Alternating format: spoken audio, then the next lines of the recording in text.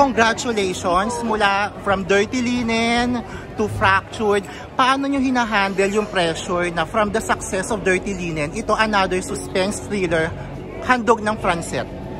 Paano hinahandle yung pressure? Actually po, binibigay lang po talaga namin yung best namin. And I mean, nako-compare naman po talaga somehow yung Fractured sa success ng Dirty Linen. Pero I would say sobrang laki po kasi talaga ng difference. Iba yung Dirty Linen sa Fractured ngayon. But masaya po kami na when they hear the word Dirty Linen, kami yung naiisip na nila. Seth, ikaw, paano mo hinahandle yung pressure from success ng Dirty Linen to Fracture? Siyempre, unang-una, si Francine, nandito siya. So, yung pressure ko, ino-open ko sa kanya, and then, tinatry namin kung ano yung plano namin, ano yung pwede namin gawin para mabuwasan yung pressure namin. Kasi nga, galing kami ng Dirty Linen, tapos wala ng Fracture. Pero, malaki yung lesson ang naidulot sa amin ng Dirty Linen para mas magawa namin ng maayos yung Fracture.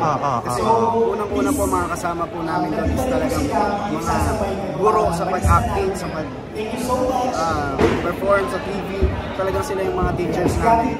Pero kami na pulo na nagamit namin sa paggawa ng Fracture. Ano na status ng relationship nyo ngayon bilang Francet? At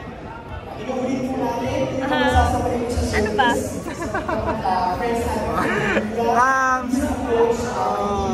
Happy kami ngayon. Happy kami. Yan. Sobrang happy. Chin, ikaw, ano ba? Coming from you. Sobrang happy namin yan. Francet, parang pansin namin pagka nasa press con kayo, may sarili kayong mundo. Oo nga. Tagal nyo hindi nag-usap ba kung bakit napapagkwentuhan nyo during may press con, di ba? Parang may ganun. Ano yung napapag-usapan yung dalawa? Na-miss nyo ba yung isa't isa?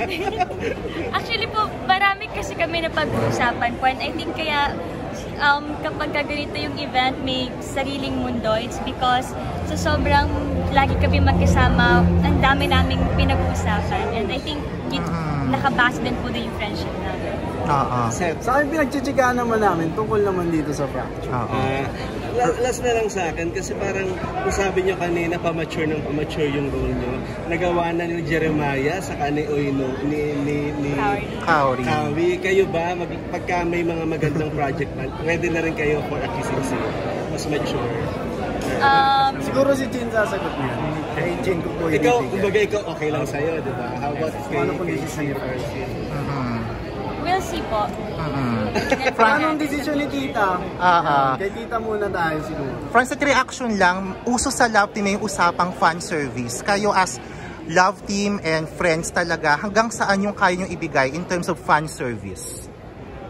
Fan service? I mean... Ano yun? Baba yung mic lang. Kami po ginagawa naman po namin yung trabaho namin. And kung ano po nakikita nyo kasi on-cam, ganun din naman po kami off-cam. So, I think wala naman po. Kasi pag fan service, parang fake eh. So, wala po. We're not faking it. Seth, ano, in one word, paano mo i-describe talaga yung relasyon nyo ngayon ni Seth? Kaya ni Francine? Relasyon mo sa sarili. Sa sarili mo. Ano na ba yung close na? Level up na ba, di ba? Parang status na. Siyempre naman siguro naman sa tinagal na pinagsamahan mas level up or mas comfortable na ba now? Kasi I interview you before, medyo ilang pa kayo kasi nga parang fresh yung combination eh. So parang ngayon kasi parang naglilink ka na sa shoulder ni Chin, may mga ganun lang galaw. Kaya niya na unti yung mic. Siguro, aminin na natin, maging totoo naman tayo. Araw-araw naman po siguro, nag-i-improve naman po yung samahan namin. Magiging totoo, ano lang po may nakikilala ko ni Chin, nakikilala niya ugali ko, nakikilala ko si Chin. So araw-araw may progress kami.